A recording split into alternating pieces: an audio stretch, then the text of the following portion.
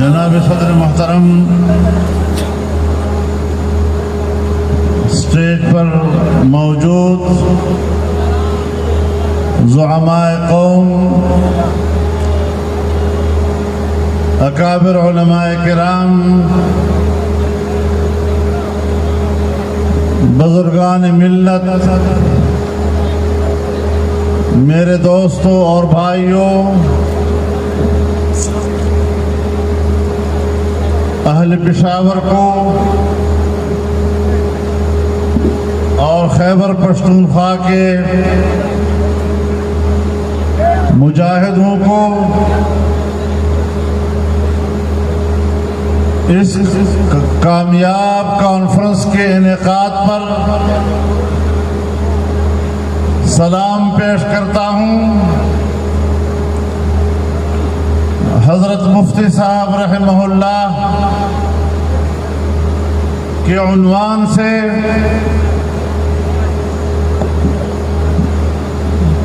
ये अज़ीमुश्शान इज्तिमा दर हकीकत अपने अकाबिर व असलाफ और उनकी तारीख को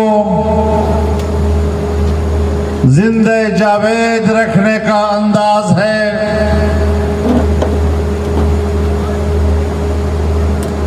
और हमारे अकाबिर व असलाफ ने राह हक में जो कुर्बानियाँ दी हैं वो तारीख के औराक पर सब हो चुकी है और इंशाअल्लाह रहती दुनिया तक तारीख हमारे अकाबिर को नहीं भुला सकेगी। तारीख हजरत मुफ्ती साहब और इस खित्ते में उनके किरदार को नहीं भुला सकेगी। और इंशाअल्लाह आज जो उनके पैरोकारान यहाँ इस मैदान में पेशावर में जमा है, इंशाअल्लाह यही पैरोकार, यही सरफरोश इस वतन अजीज में इस्लाम का अजीमुश्शान इनकलाब बर्पा करेंगे। मेरे मोहतरम दोस्तों, इल्म व इरफान की दुनिया में हजरत मुफ्ती साहब ने अपना एक मकाम पैदा किया। अहले इल्म और अहले इरफान उनके मकाम व मंजिलत को समझते हैं। उन्होंने दारुल इफ्ता में बैठकर पूरी इल्मी कुव्वत के साथ जिस तरह उम्मत की रहनुमाई की,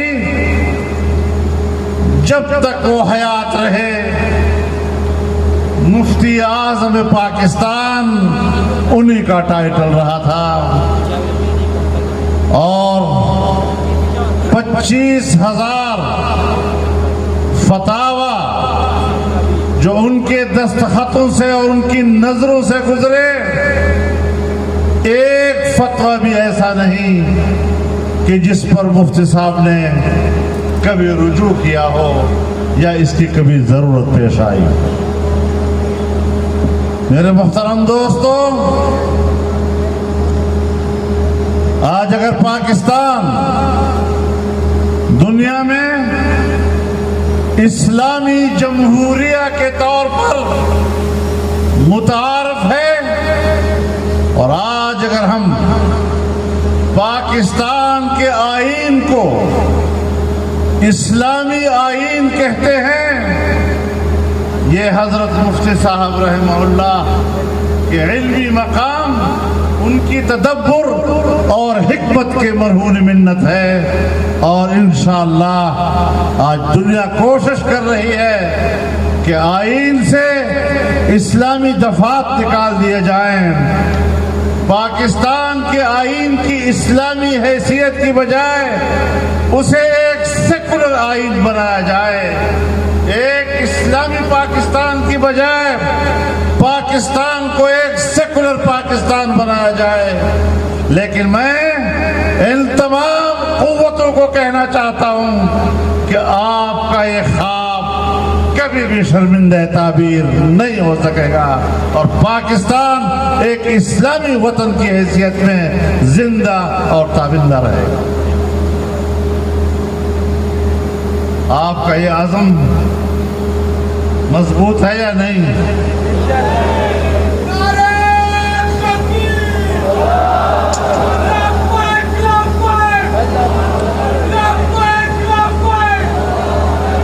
میرے محترم دوستو، آج قرارداد مقاصد پاکستان کے آئین کا حصہ ہے، اور جس میں اللہ رب العالمین کی حاکمیت کو تسلیم کیا گیا ہے۔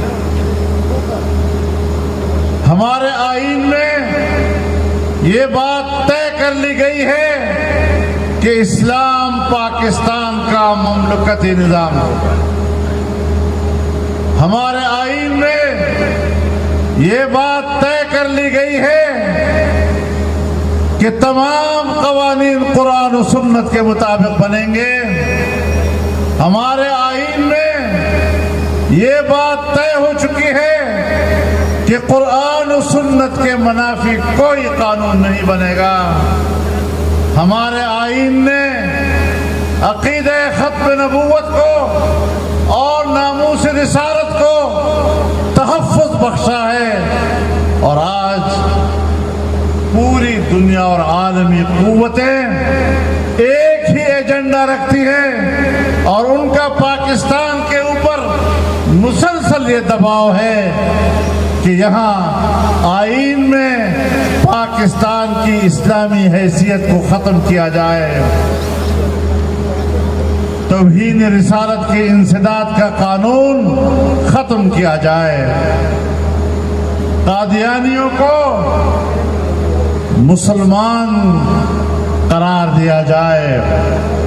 لیکن میں امریکہ سے لے کر یورپی یونین اور پورے عالم کفر کو بتانا چاہتا ہوں کہ جب تک پاکستان کی سرزمین پر اسلام کے یہ سرفروش موجود ہیں، تم کچھ بھی کر لو، تمہارا انجام پاکستان کی سرزمین پر بھی وہی ہوگا جو تمہارا انجام افغانستان میں ہوا ہے۔ یہاں ایک قوم بس رہی ہے، یہاں 22 کروڑ مسلمان رہ رہے ہیں، اور ہم نے 150 سال فرنگی کے خلاف آزادی کی جنگ لڑ کر اپنی قربانیوں کے نتیجے میں آزادی حاصل کی ہے، اور ہم اس آزادی کی حفاظت کریں گے۔ ہم نے اسٹیبلشمنٹ کو یہ اجازت دے سکتے ہیں کہ وہ پاکستان کے 22 کروڑ عوام کے عقیدے اور ایمان کے ساتھ مذاق کریں، نہیں موجودہ حکمرانوں کی طرح یہود کے ایجنٹ کو اس بات کی اجازت دے سکتے ہیں کہ تم پاکستان کے اندر بیرونی ایجنڈے کے تحت اس کی اسلامی شناخت کو ختم کرو۔ تم کس نظریے سے آئے تھے؟ تم کس ایجنڈے سے آئے تھے؟ اسے ہم نے سب سے پہلے تشخیص کیا تھا۔ تم کبھی ریاست مدینہ کا نام لے کر اپنے اوپر پردہ ڈالتے ہو، آج کل رحمت للعالمین کے نام سے اپنے اوپر پردے ڈال رہے ہیں۔ تم اتنے ننگے ہو چکے ہو کہ اب تمہیں یہ پردے کوئی کام نہیں دیں گے۔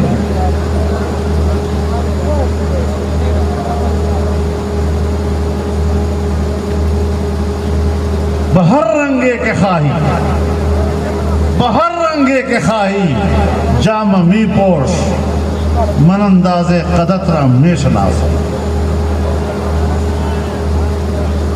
تم جیسے بھی لباس پہنو گے، اور آج تو عجیب تماشا لگ گیا ہے،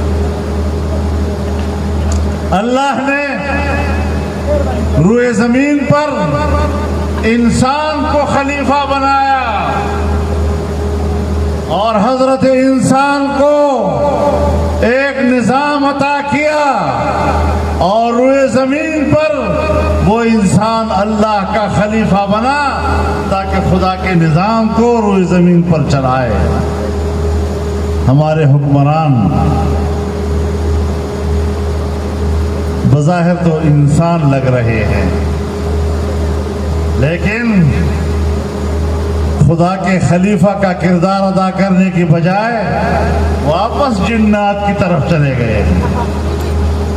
پاکستان کو جنات کی رہنمائی میں چلا رہے ہیں، جادو ٹونے کی بنیاد پر ملک کو چلا رہے ہیں۔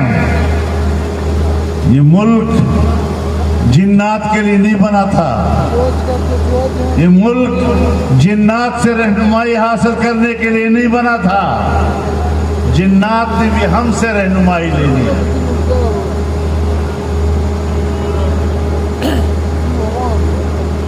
کہاں پہنچ گئے ہیں یہ؟ پورے ملک کا نظام تباہ و برباد کر کے رکھ دیا ہے۔ آج پاکستان میں پہلی بار اسلام کے خلاف اور قرآن و سنت کے خلاف قانون سازی ہو رہی ہے۔ گھریلو تشدد کے نام پر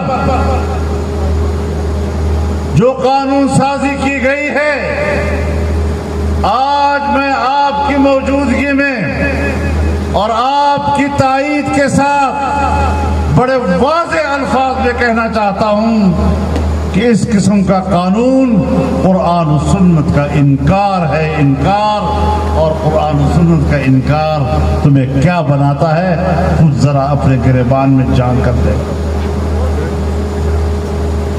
خوبصورت عنوانات کے ساتھ خواتین کے حقوق کے نام پر، بچوں کے حقوق کے نام پر تم ہم سے زیادہ بچوں کے حقوق جانتے ہو؟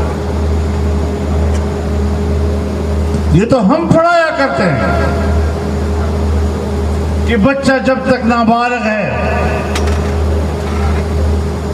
وہ خدا کے کسی حکم کا بھی مکلف نہیں ہے۔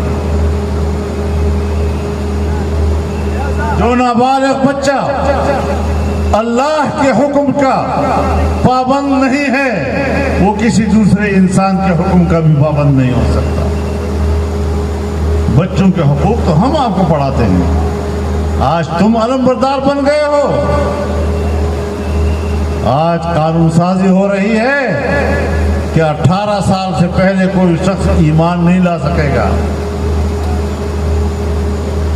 تو میں نے کہا یہ قانون سازی سندھ میں ہوئی ہے، جہاں آصف علی رہتا ہے، جہاں اس کا والد حاکم علی رہتا تھا، جہاں امداد علی رہتا ہے، جہاں قائم علی رہتا ہے، یہ سارے علی علی علی علی جمع ہو کر میں ان کو بتانا چاہتا ہوں کہ حضرت علی کا نام لینے والوں وہ تو خود 10 سال کی عمر بھی ایمان لائے تھے۔ یعنی اس کا معنی یہ ہے کہ تمہاری نظر میں رسول اللہ صلی اللہ علیہ وسلم کی دعوت پر حضرت علی کا 10 سال میں ایمان لانا یہ جرم تھا؟ تمہیں کوئی احساس نہیں ہے؟ جس کے نام پر تم لقمے کما رہے ہو،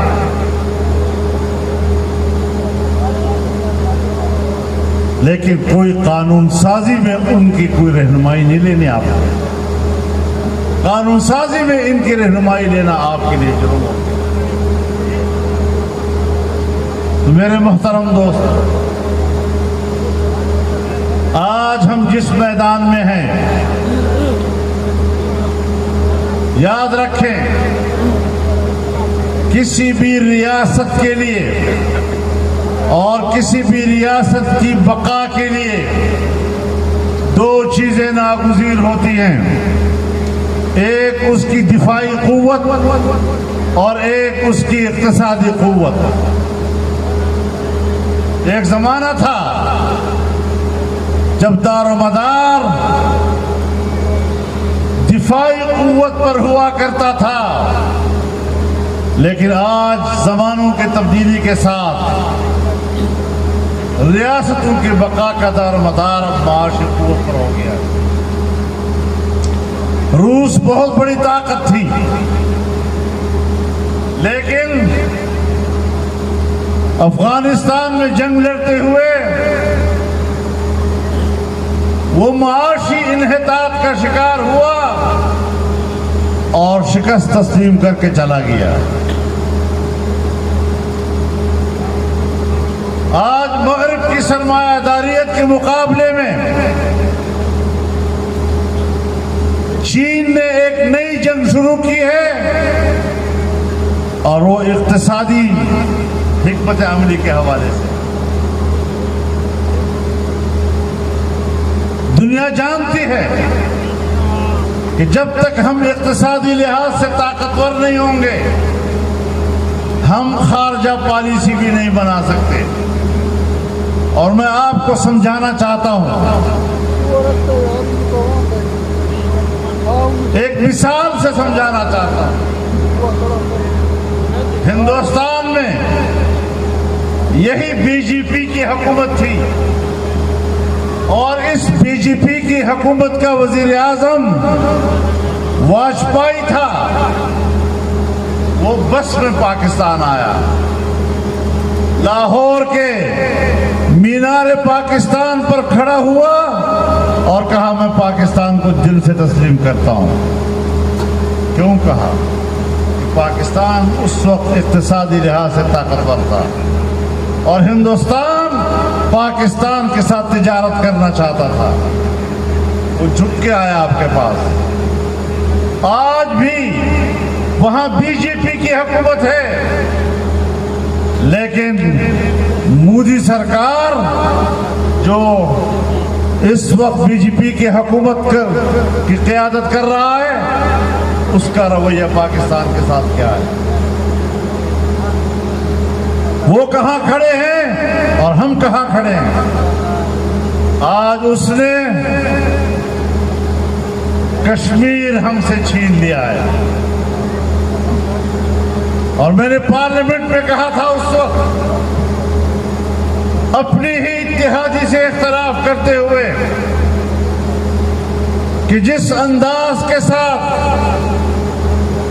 آپ قبائلی ایجنسیوں کا اور فاٹا کا انضمام کر رہے ہیں، اگر آپ نے اس طریقے سے اس کا انضمام کیا، پہلے تو انضمام کا عمل ناکام ہوگا، اور دوسرا ہندوستان اس کو دلیل بنا کر کشمیر آپ سے چھین لے گا۔ ہمارے فاٹا کو پاکستان کے آئین کے آرٹیکل 247 کے تحت خصوصی حیثیت حاصل تھی، ہم نے اس دفعے کو ختم کر دیا۔ ہندوستان میں ہندوستان کے آئین کے آرٹیکل 370 کے تحت کشمیر کو خصوصی حیثیت حاصل تھی، انہوں نے 370 کو ختم کر دیا۔ اب آپ بتائیں کہ آپ اپنا انضمام کو کہاں کھڑے ہیں، اور وہ آپ سے اسی بنیاد پر اسی اصول کے تحت کشمیر لے چکا ہے، اور ہم کہتے ہیں جی ہم کشمیر کی جنگ لڑیں گے۔ آپ نے تو کشمیر کو بیچا ہے، آپ نے تو کشمیر ان کے حوالے کیا ہے۔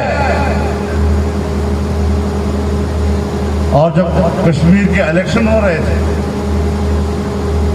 تو کہنے لگا کہ جو ہمارے ساتھ بچا کچا کشمیر ہے، ہم ان کو آزادی دیں گے۔ وہ پاکستان کے ساتھ رہنا چاہتے ہیں یا نہیں رہنا چاہتے، اس کو یہ بھی پتہ نہیں ہے کہ اقوام متحدہ کی قراردادیں کیا کہتی ہیں۔ 70 سال سے پاکستان کا موقف کیا چلا آ رہا ہے، پاکستان کا ریاستی موقف کیا ہے، اور میں کیا جھک مار رہا ہوں۔ لیکن جو ہونا ہے ہم بھی دیکھ رہے ہیں، آنے والے مستقبل کو آپ نے ملک کی معیشت کو تباہ کیا۔ جو ہمارے ملک کی بقا کے لیے ریڑھ کی حیثیت رکھتا ہے، آج پاکستان کی معیشت زمین بوس ہو چکی ہے۔ ہمارے سالانہ ترقی کا تخمینہ 0 سے نیچے چلا گیا۔ ابھی کورونا کا فائدہ اٹھا کر کچھ جو باہر سے امداد وغیرہ آئے، اس کی بنیاد پر کہہ رہے ہیں ہمارا سالانہ تخمینہ بڑھ گیا ہے۔ باہر کے ملک آج تمہارے زر مبادلہ کے ذخائر 100% قرضوں کے پیسے پر کڑے، 100% پیسے کے اوپر، قرضے کے اوپر۔ کہاں کھڑے ہیں ہم لوگ؟ آپ بتائیں، پشاور کے رہنے والوں، اس صوبے کے اضلاع سے آئے ہوئے میرے جوانوں، آپ بتائیں کیا آج غریب آدمی بازار سے بچوں کے لیے راشن لینے کے قابل رہا ہے؟ مہنگائی کہاں پہنچ گئی؟ ڈالر 172 روپے کہاں پہنچ گئے؟ اور مسلسل پیسے کی قدر کم ہوتی جا رہی ہے۔ مہنگائی، بے روزگاری، کہہ رہا تھا میں نے نوجوانوں کو 1 کروڑ نوکریاں دینی ہیں۔ ابھی 2-3 سالوں میں 30 لاکھ لوگوں کو نکالا ہے نوکری سے۔ نوکری دینی کیا ہے اسے؟ 30 لاکھ لوگوں کو بے روزگار کر دیا۔ اور میں پوچھتا ہوں ان عقل والوں سے، کم وقت کو کچھ تو سوچو۔ 74 سال میں پاکستان کے کل ملازمین، بڑے عہدے ہو یا چھوٹے عہدے، کل ملازمین کی تعداد ابھی تک 1 کروڑ تک نہیں پہنچی، اور تم نے نوجوانوں کو 1 سال کے اندر 1 کروڑ نوکریاں دینی تھی۔ ہم نے کیوں اعتبار کیا اس کے اوپر؟ میرے نوجوان کی بے روزگاری کا اور اس کی قسم پرسی کا غلط فائدہ اٹھاتے ہوئے تم نے ان کو دھوکے دیے، نئی نسل کو دھوکہ دیا۔ تم نے اخلاقی طور پر ان کو دیوالیہ کیا، تم نے ان کو سبز باغ دکھائے اور ویرانے میں جا کے چھوڑ دیا۔ تم نے لوگوں کو کہا یہ لو مدینے کا ٹکٹ، اور جب وہ جہاز میں سوار ہوئے تو وہ جہاز کوفے جا رہا تھا۔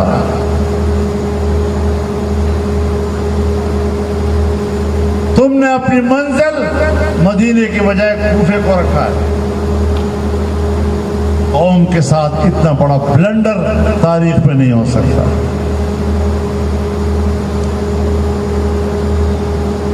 آج چین آپ سے ناراض ہے۔ 70 ارب ڈالر کی سرمایہ کاری وہ پاکستان میں کر رہا تھا، اور پاکستان کے دوستی پر اعتماد کیا کہ پوری دنیا کے ساتھ تجارت کا آغاز اس نے پاکستان کے سی پیک کے آغاز کیا، اس نے آپ پہ اعتماد کیا۔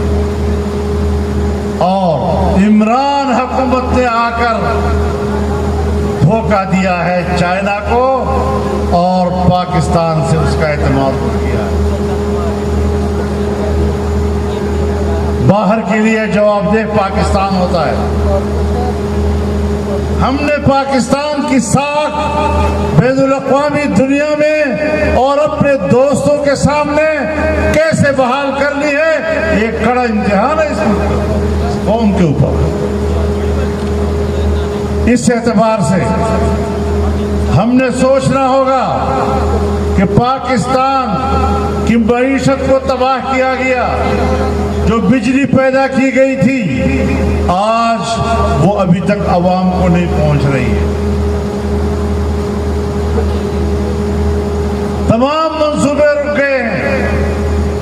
سپیک کے نام سے جو موٹر ویز بن رہی ہیں اس کا معیار کمزور ہو گیا ہے.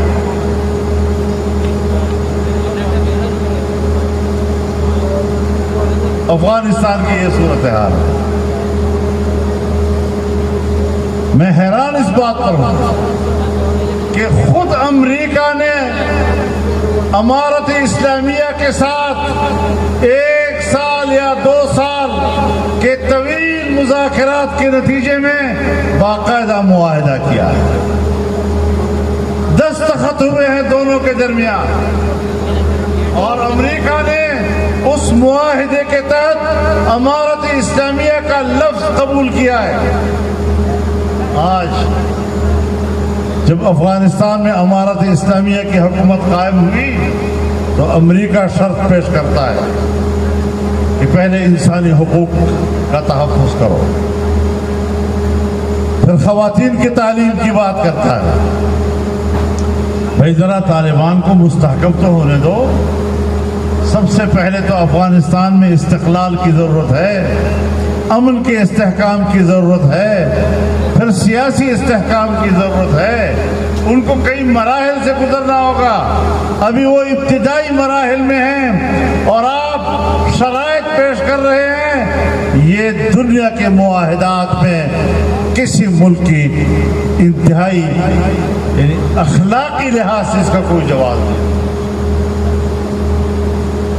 آپ مشورہ تو دے سکتے ہیں لیکن شرط دینا اس کا کوئی جواز نہیں. قطر کی حکومت کی نگرانی میں اور موجودگی میں وہ معاہدہ ہوا، بجائے اس کے کہ امریکہ سب سے پہلے اس کو تسلیم کرے. دنیا سے کہہ رہے ہیں نہیں، ابھی ہمیں ذرا دیکھنا ہے وہاں انسان کے حقوق محفوظ ہیں یا نہیں. سوال یہ ہے کہ آپ نے 20 سال افغانستان پر بمباری کی، ایٹم بم سے نیچے جو سخت ترین بم موجود تھے آپ نے وہ استعمال کیے. کیا ہے کیا تم انسانی حقوق کے مجرم نہیں ہو؟ کیا تم انسانیت کے سامنے اور انسانی معاشرے کے سامنے افغانستان کے اندر انسانی قتل کے مجرم بن کر جواب دہ نہیں ہو؟ کیا ظلم ہے دنیا کے اندر. اور پاکستان بیٹھا ہوا ہے، انتظار کر رہا ہے آقا کا حکم آئے گا، آقا کی اجازت ملے گی تو تب یہ تسلیم کریں گے. سمجھ میں بات نہیں آ رہا. ایسے بے تکے فلسفے آج تک میں نے کسی سے نہیں سنے جس طرح کے آج کے حکمران فلسفے سنا رہے ہیں. ایران آپ کا پڑوسی لیکن ہندوستان کی ترازو میں بیٹھا.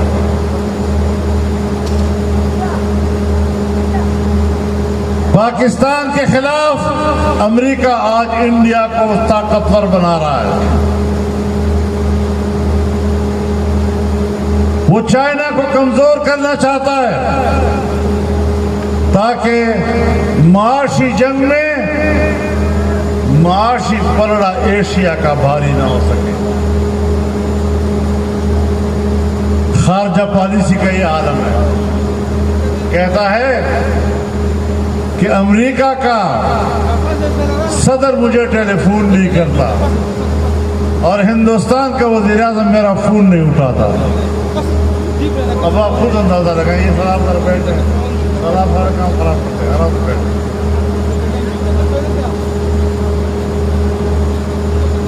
تو یہ صورتحال کہ ایک ملک میرا فون نہیں اٹھا رہا، دوسرا ملک مجھے فون نہیں کر رہا، یہ خارجہ پالیسی ہے. آپ کیوں تمہیں کوئی پوچھنے والا نہیں؟ اس لیے کہ تم ناجائز ہو. کیوں دنیا میں تمہاری قدر و قیمت نہیں؟ اقوام متحدہ کا اجلاس ہو رہا ہے اور یہ پاکستان سے ویڈیو لنک کے ذریعے خطاب کر رہا ہے. کیوں؟ وہ جائے گا تو وہاں کو اس کو ملے گا نہیں، کوئی ملاقات نہیں کرے گا. یہ تیری حیثیت ہے اور پھر ہم پر مسلط ہو، قوم پر مسلط ہو. دھاندلی کے ذریعے مسلط ہو، اور طرفہ تماشا تو یہ ہے کہ جو لوگ ان کو لائے ہیں اقتدار میں، جو ان کے محسن ہیں، اب ان کو لڑ گیا ہے۔ اور D G I S I کا معاملہ اس نے مس ہینڈل کیا۔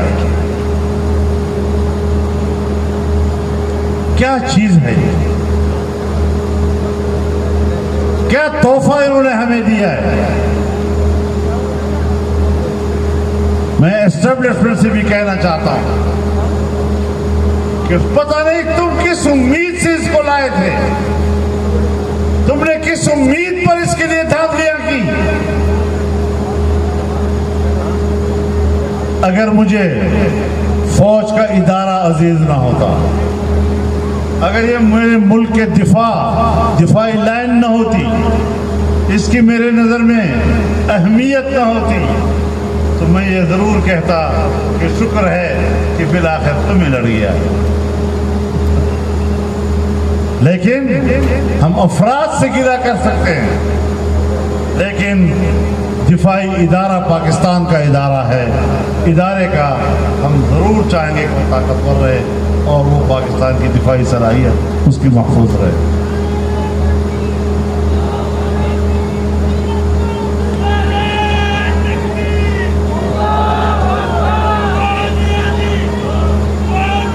تو میرے محترم دوستو، آج وہ مدارس کا بھی خاتمہ کرنا چاہتا ہوں۔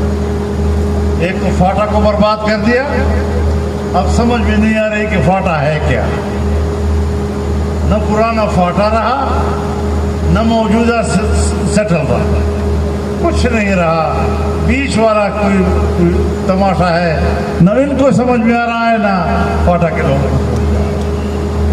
مدارس کے خلاف، مدارس کے نظام کو کنٹرول کرنا چاہتے ہیں۔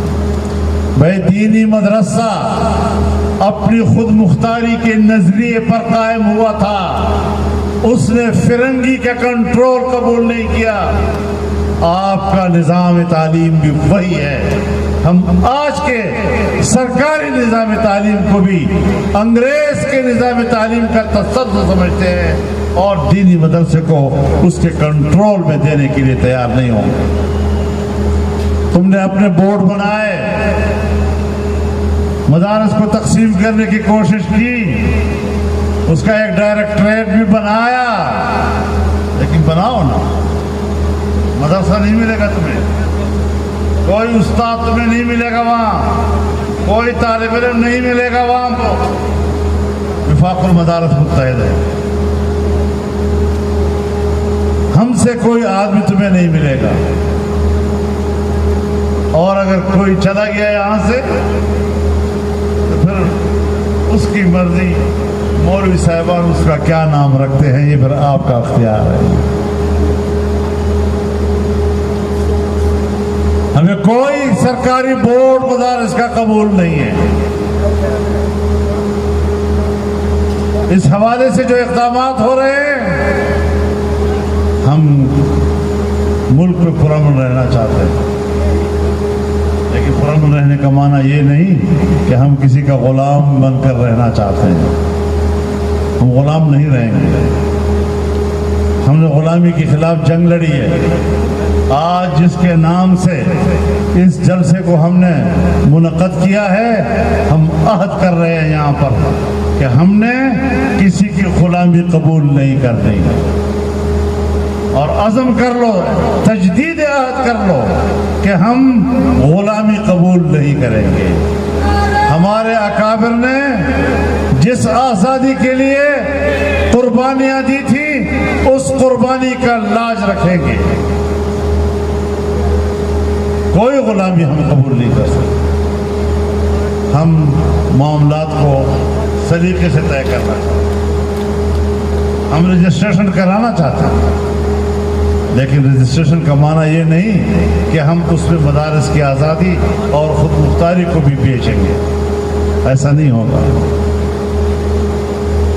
وفاق المدارس کو بنانے میں مفتی محمود رحمہ اللہ کی کاوشیں اور ان کا خون پسینہ شامل ہے۔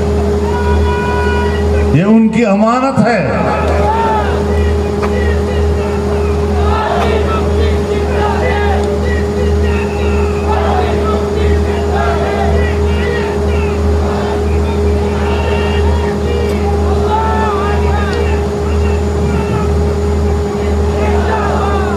تو انشاءاللہ العزیز ہم نے ہی اس ملک کو انشاءاللہ اللہ کے فضل و کرم سے ٹھیک کرنا۔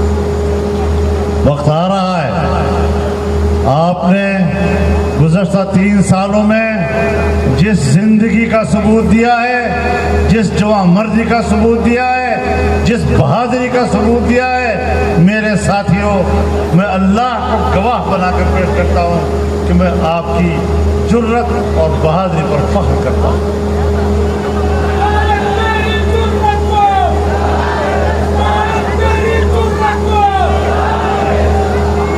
ہم اپنی صفوں میں وحدت پیدا کریں گے۔ اگر انہوں نے کوشش کی جمعیت کو توڑنے کی تو انشاءاللہ مایوسی ہوگی، اگر انہوں نے وفاق کو توڑنے کی کوشش کی تو ان کو مایوسی کا سامنا کرنا پڑے گا۔ ہم ایک صف ہیں۔ اگر دوسرا ادارہ چاہتا ہے کہ میں متحد رہوں تو ہم بھی چاہتے ہیں کہ ہم متحد رہیں۔ اگر ہم آپ کی صفوں میں دراڑ پیدا کرنے کے لیے کوئی کردار ادا نہیں کرنا چاہتے تو آپ بھی پھر ہماری صفوں میں کوئی دراڑ پیدا کرنے کی کوشش مت کیجیے۔ جمعیت ایک ہے اور اس کے علاوہ کوئی جمعیت نہیں ہے، ٹھیک ہے یا نہیں؟ کوئی جمعیت نہیں ہے، وفاق ایک ہے اور اس کے علاوہ کوئی وفاق نہیں ہے۔ اور انشاءاللہ العزیز ہم اپنے عقائد کے لیے، اپنے نظریات کے لیے جان کی قربانی تک دینے کے لیے تیار ہیں۔ ہم نے ہمیشہ سیاسی اور جمہوری اور آئینی اور قانونی جدوجہد پر یقین رکھا ہے اور اسی حوالے سے ہمارا سفر آگے بڑھ رہا ہے۔ ہم نے یہ برداشت کیا کہ ہم اشتعال میں نہیں آئے، ہم نے تحمل اور برداشت کے ساتھ حالات کا مقابلہ کیا۔ آج اگر پاکستان میں امن ہے تو ان نوجوانوں کی مرہون منت، مفتی محمود کے پیروکاروں کے مرہون منت ہے۔ اگر یہ جنگ چھیڑنا چاہتے تو افغانستان بن سکتا تھا، لیکن ہم نے پاکستان کو پرامن رکھا ہے، مدارس نے پرامن رکھا ہے، مدارس کے جوانوں نے پرامن رکھا ہے، جمعیت علماء کے کارکنوں نے پرامن رکھا ہے، اور جمعیت ایک پاکستان کی بات کرتی ہے، جمعیت متحدہ پاکستان کی بات کرتی ہے، جمعیت علماء اسلام آئین پاکستان کی بات کرتی ہے، لیکن اپنے نظریات پر کوئی سمجھوتا کرنے کے لیے تیار نہیں۔